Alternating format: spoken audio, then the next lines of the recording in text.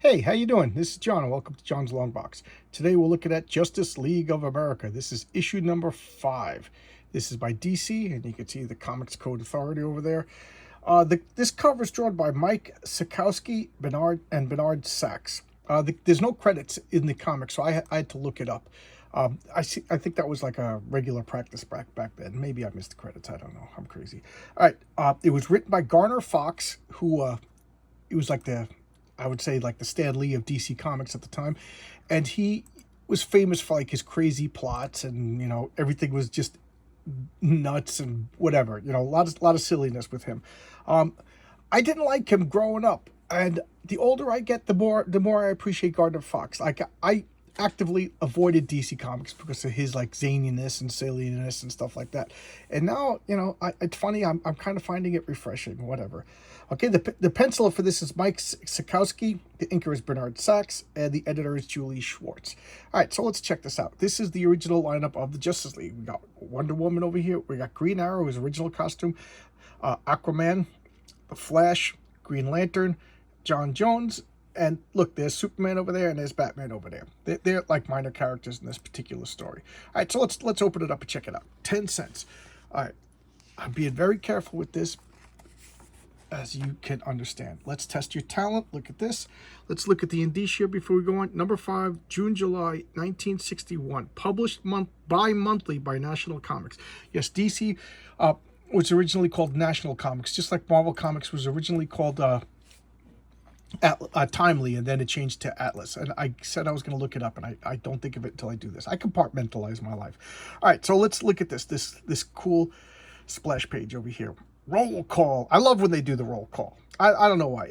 Because so many times, especially with modern comics, they'll just introduce a character, and I understand you want the dialogue to be natural. That's a good policy.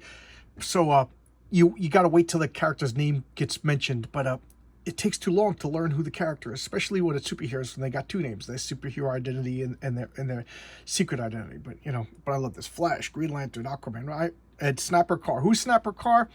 You don't see him in this page, but Snapper Carr is like the Rick Jones of DC. Like that was like a thing in Marvel and DC at the time. It was like the kid's sidekick, and we all know Bucky, but there in Marvel there was Rick Jones, who was like the Forrest Gump of Marvel. He was like involved with all the superheroes, and then he kind of forgot about, and he's completely absent in the Marvel Universe movies. His equivalent was Snapper Carr, and I forget who it was, but there was a writer that would have Snapper Carr hanging out talking to a teenager that he would call Rick. And then I think in Marvel Comics, I think it was Grant Morrison would have Rick Jones sit down in a coffee shop talking to somebody he would call him a Carr, and it was supposed to be that Snapper Carr and Rick Jones knew each other and talked and commiserated together. It's kind of fun. It's a little meta. So I'm being very ginger with this comic, so I'm sure you can understand.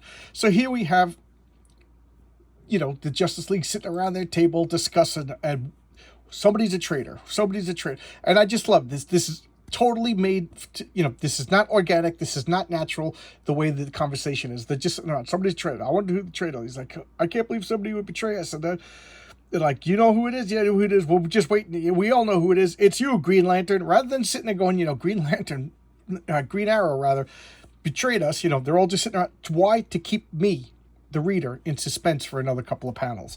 And he shows up, and they're all accusing him. And he's like, all right, you want to accuse me? And rather than just say, like, listen, guys, this is what happened, he gets, again, this is just so we can have a comic book story. Rather than say, like, listen, this is what I did. This is why I did it. Now knock it off. He just goes, okay, you want to accuse me? Let's have a trial. And Snapper, Batman, and Superman weren't there, so they'll be the jury. Good idea. So now they're all bringing up and making a trial out of it. It's just the kind of stuff that could only happen in like TV shows and comic books. So now they're going around like, he learned from his sources that a bunch of supervillains were planning their escape from prison. Okay, and no, that's not a sausage, but that's what I thought it was when I first read it. I just bought this a couple of days ago. Why? Because my comic book store had a sale on all back issues, and I got 6, 7, 8, 9 really cheap and in really good condition. So I was like, I can't start my Justice League collection on number 6. I got to start on a better number, and I bought number 5. off of eBay. Not in the best condition, but it was a good price. All right, so here we have like the Electric Man, Dr. Destiny. First appearance of Dr. Destiny, by the way. The Electric Man, Moran, whatever I'll when they put their costumes on, I'll say their names again. But it's a whole bunch of, it's like Captain Cold, whatever. I'll mention their names when. So he's shrinking them down. I love this because in the same laboratory from odds and ends, Mike Moran had invented a shrink ray. Because you could invent a shrink ray from a prison laboratory, but whatever. So he shrinks them down, puts them in this balloon with the matchbox gun, and they just float away. And the guy's like, "Hey, some kid lost his balloon over here." Not that they would shoot down the balloon, but I don't know. You'd think it would be suspicious. So they all clap. Now we're going to destroy the Justice League. Dun, dun, dun. And here's Wonder Woman like, yeah, we all know that stuff. Let's get on to... So they find out that... Okay, here we go. Attention, Captain Cold, Professor Menace, King Clock have been robbing some miles north of Chicago. So they've been robbing. That's a very awkward sentence. Electric Man, Monty Moran, and the Puppet Master have been sighted off the Florida coast. That answers our problem. And exactly. I wonder where they're up to. Ta-da! The radio interrupts. So now they're going to go split up. And at this point in the Justice League history, that they're meeting in a cave. Note, Batman and Superman are not here. They're on their own cases. So now we're going back and this is now the present, and the trial is going on. So we all know what happens next.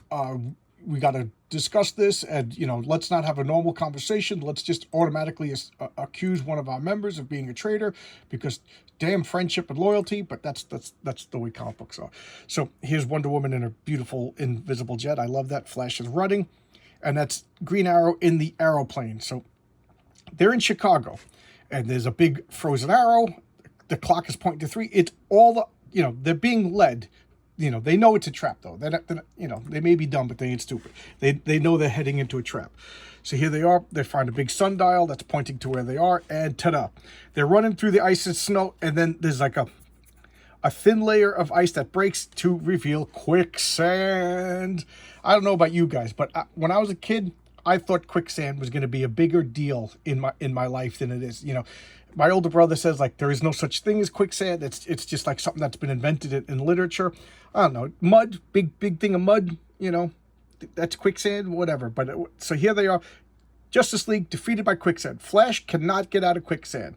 The faster I move, the deeper I push myself. Speed is only a danger to me. Wonder Woman's trapped. Green Arrow, I could see him being stuck, but the other two, whatever. So I love this. Knowing my companions were helpless, I exerted all my Amazon strength, freeing my arm in magic arrow. So, Wonder Woman, she needed all of her strength to pull her arm out of the mud. There you go. And this, to me, is really super hokey. I mean, they could have, at this point, superheroes had like whatever power the plot required. I remember once the Human Torch just shot fire and made a flame image of somebody. Not, like I could see making a duplicate of the Human Torch because he's all fire, but he made flame, and he made like the doppelganger of Reed Richards. Back in the mid 60s, early 60s, superheroes just had whatever power they wanted. Didn't matter. So what she does, she throws her magic lasso up, and it spins so that it drills into the ice, and then the ice freezes, and so now they got like it's anchored up there, and she pulls up. I guess that's, now that I'm saying it out loud, it's not as hokey as I originally thought. So now she's pulling them all out, and now Captain Cold, I don't know why, I've always liked Captain Cold. So he's gonna freeze them with this like absolute zero blast. And so now that they're out, so what does the Flash do? He grabs the rope and starts waving it really fast. So it's magic, so it's not going to break. He's creating friction, which is generating heat, so that they're not going to freeze to death from Captain Cold's ice blast. Pretty cool. But the heat is melting the ice on the top, so that the anchorage is going to melt, and they're going to fall back into the quicksand, starting all over again. So what do? These two start swinging back and forth while the Flash is vibrating everything. It's teamwork. And they swing, and they make it over the quicksand. Pretty cool, pretty clever. I actually like it. So here they are. They're smashing through the ice, and they're chasing after him. You'd think the Flash would catch up with them already, but I love, like, the Flash is the fastest man in the world, but he's always at the same pace as everybody else. I know when you have like a team book, you can't, because I always thought like any team with Superman on it is just Superman's team. You know what I mean? And the Flash, when you really think about, like, Grant Morrison showed us how powerful the Flash would really be, so, but whatever. So you kind of got to, you kind of have to nerf superheroes in the Justice League. That's the problem with making, like, DC superheroes, to me, were like God tier. That's why I like Marvel superheroes better at this time, because they were more, we're talking about science fiction superhero stuff, but the Marvel superheroes were like grounded a little bit more in reality. The Thing wasn't as powerful as Superman. Even Thor wasn't godlike like Superman, as oxymoronic as that sounds. But okay, I'm getting distracted. I'm too much coffee. Sunday morning, drinking my coffee. All right, so they're going to get the supervillains, Captain Cold, Clock King, and the Puppet Master, and boom, boom, boom, 3 arrows. Why the Flash is slower than the arrows went over, and they hit, and there's a big flash of light, and they're gone, and so is Green Arrow. So the only logical conclusion is that Green Arrow's a traitor. That's the only logical conclusion. Only logical conclusion. Right away, just accuse Green Arrow. Poor Ollie, Wonder Woman. Just accuse him. So they're like, it'll be interesting to hear how he squirms out of these charges. The Wonder Karen stare. Look at that.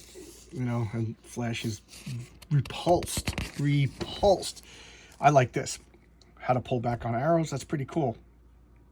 With like the historical names, the different techniques of pull. Something I never thought about, but I guess, there must be different ways to pull. A nice ad for some Hawkman. I've always liked Hawkman. Something about Hawkman. So here's one, Superman. Note hasn't said anything. Here's Batman. Note hasn't said anything. And there's Snapper Carr. Pretty much Rick Jones and Snapper Carr are like the same exact character, if you ask me. Except the only differentiating thing about them is when Snapper Carr gets nervous, he snaps his fingers. Hence the name Snapper Carr. Ta-da! All right, so now we cut to the other team. So we got Green Lantern, we got John Jones, the Martian Manhunter, and Aquaman. And they're flying through space. There's Green Lantern firing a green light to light the way. And a storm hits. So this makes me laugh. This made me laugh.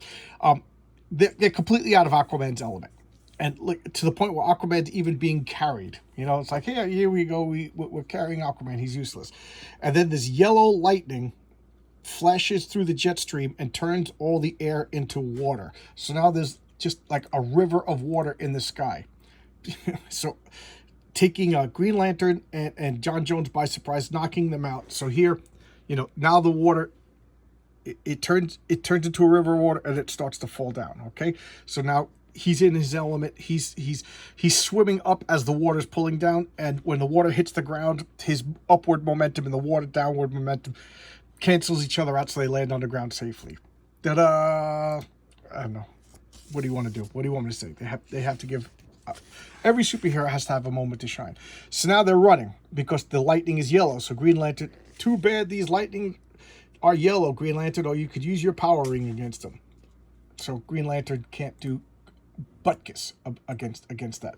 And he can't do anything because the lightning is starting fire.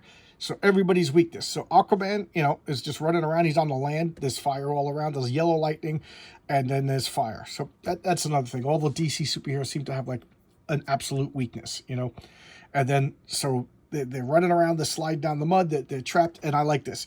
He inhales and then poof, shoots a puff of a super Martian air and launches this jet into the sky, and then they're going after it, whatever, and I'll blast them out of the sky. So he's shooting his Green Lantern ray. All right. And what's going on? Okay, look at these puppets over here. Note that they're black. Just note that. So he's like, I'll take care of them. I'll take care of them. And then arrows come out and blam. And then they wake up on the ground. What happened? That must have been Green Arrow. He did this to help him. No, shades of gray. No, like, okay, maybe he had a reason. Just immediately. Somebody shot arrows. They got away. We're on the ground. They were up in the air. So Green Arrow must be a traitor. So now here he is presenting his case. So now we're back into the present again. So he's like, okay, yeah, I admit I did all that stuff. Now hear my side of the story. I realized I realized that they made a robot. The puppet master made a robot of Wonder Woman, and they even say that. See Wonder Woman 111. So when I realized, I looked at them, and they never explained, but he realized that these three are robots. And not only they are robots, they are rigged to explode as soon as the Justice League gets closer. How did he know that? Gardner Fox wrote it in the script. So what does he do? He shoots the arrows at the robot and detonates them before the Justice League gets close to them. Otherwise, they would have died. Now, he does the same thing with the other guys, and he's like, but, so I'm not the traitor. I saved your lives. And, oh yeah, okay. So then I saw that these robots came, the puppets came out, we were following them, and then Aeroplane shows up, he shoots the arrows at them, they blow up and knock them out. If you remember, they were in the sky and then they're on the ground. He shoots 3 hooks and lowers them down. And he goes, look, and he goes, oh look, yeah, there's little holes on the back of our costume where you made holes in our costume where the hooks were. Note, Superman still didn't say anything. Batman didn't say anything. So here's the first time. Why in the world didn't you tell us this right away, Green Arrow? Because I didn't dare. You see, one of you is an imposter. What? The tables have been flipped at Gardner Fox. Whoa, they're accusing Green Arrow, but now Green Arrow's accusing one of them. An imposter. Too bad they don't have anybody with telepathy over here who could just read everybody's minds. Too bad they don't have anybody with telepathy over there. So who's the imposter? Well, the puppets were yellow, and Green Lantern still chased them away because they looked black in the sun, but they were really yellow. So that's when I realized that Green Lantern was really an imposter. So, what does Green Arrow do? Yeah, you got me. I used the gravity ray to fly. I opened up my ring, and it's really just a green flashlight. Rather than be like, you're crazy, I dare you, because nobody, at this point, they don't know each other's secret identities. So, we're going to take you down to police headquarters. And look at this. They all just walk to police headquarters. I don't know why, but I laughed out loud when I saw that power. You're right. Take me to police headquarters, and now gravity attacks. Whoop! Gravity goes mad. And I can see why gravity being inverted would really mess up Superman, right? Anybody? And I love this. Tickets for the circus. You get 1 free admission for a child. If you rip that up and bring it to the circus. The mailroom. Look at this. Editor's note. Recently, the Jackson, Missouri high school newspaper, The Squalor, published a thought-provoking editorial by Gary Friedrich entitled "What's Wrong with Comics?" Confident that our readers, blah, blah, blah, blah. Gary Friedrich, he went on to work for comics, became a professional writer, and I think he was the one who created Ghost Rider, if I'm not mistaken. So there you go. He was actually like defending comic books. When he's saying "What's wrong with comics?" It's like tongue-in-cheek. It's actually like why comics are great. What's wrong with you for not reading them? So pretty cool. That's why I love checking out the letters pages, especially in old comics, because you see like the origins of professionals. So now they're back in the headquarters, and he takes off the mask, and ta-da! It's Dr. Destiny. If you read Sandman, you know Dr. Destiny. He became important, especially in that horrible issue with the.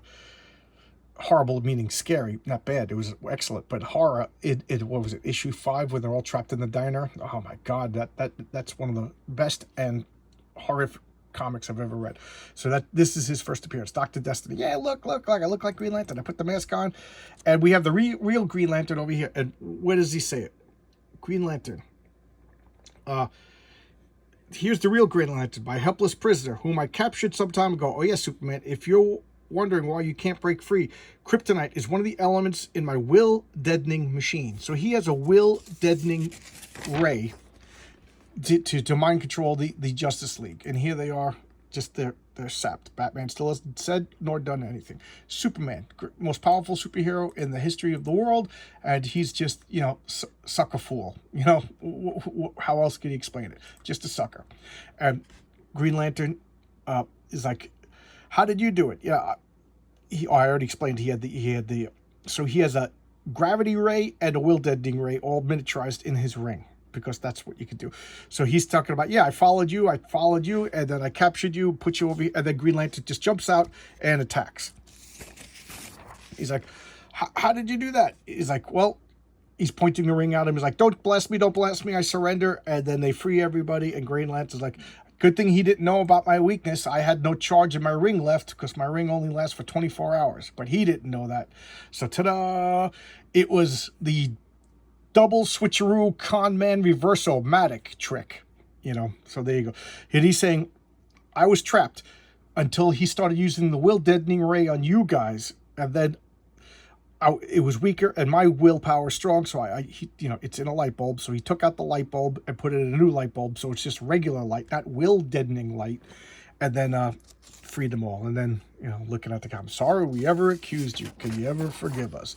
Dun dun dun. Wrist radios, win a beautiful photo ring. That's pretty cool. And here's the back cover, Revolutionary War Soldiers. So there you go.